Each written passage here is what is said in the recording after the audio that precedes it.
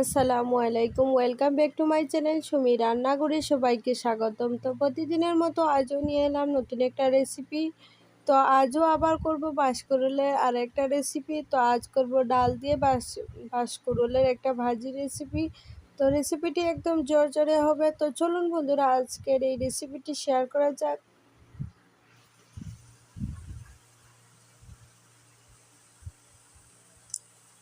তো এখানে আমি পাঁচটাকে ধুয়ে এটাকে পেঁয়াজের মেশিনে একদম গ্রেট করে নিয়েছি। একদম কুচি কুচি করে কিন্তু এটাকে আমি নিয়ে নিলাম। তারপর নিয়ে নিলাম বড় সাইজের একটা পেঁয়াজ কুচি, আর নিয়ে নিলাম কয়েকটা কাঁচা লঙ্কা, আর এখানে নিয়ে নিলাম বড় কাপের 1 কাপ ডাল।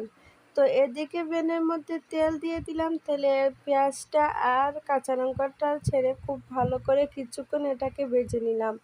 এত বেশি ভাজার দরকার নেই, সামান্য একটু নরম হলে হয়ে যাবে।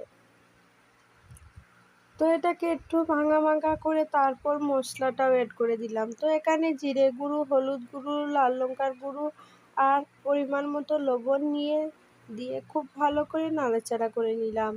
তো মশলাটাকে খুব সুন্দরভাবে কষিয়ে নেব।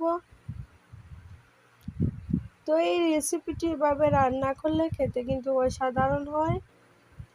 তো এ পর্যায়ে আমি ডালটা যে ধুয়ে রেখেছিলাম সেটা অ্যাড করে দেবো। তবে ডালটা আমি আধ ঘন্টা আগে কিন্তু ভিজিয়ে রেখেছিলাম।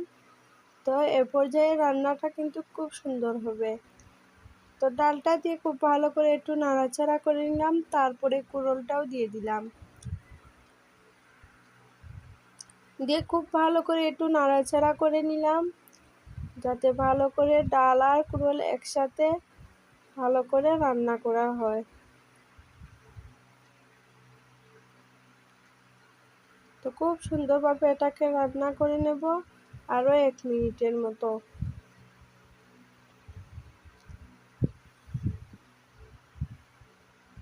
তো এদিকে এটাকে আরও 1 মিনিটের মতো ঢাকনা দিয়ে দেবো। তো মধ্যে মধ্যে কিন্তু এটাকে আমি একটু নাড়াচাড়া করে দিয়েছি, তা না হলে কুড়োলটা মুড়ে লেগে যাওয়ার ভয় থাকে। তো পারফেক্টলি রেডি হয়ে গেল আজকে কুড়োলের রেসিপি। তো এটাকে আমি 2 থেকে 3 বারের মতো এটাকে একটু উলট পালট করে দিয়েছি, যাতে একদম তলায় না লেগে যায়। তো রেসিপিটি কেমন হয়েছে অবশ্যই কমেন্ট করে জানাবেন।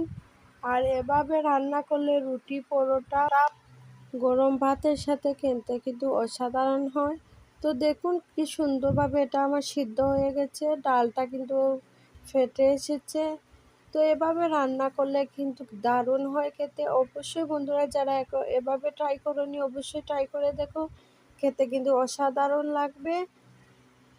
তো ভিডিওটি কেমন লেগেছে অবশ্যই তো কমেন্ট করবেন।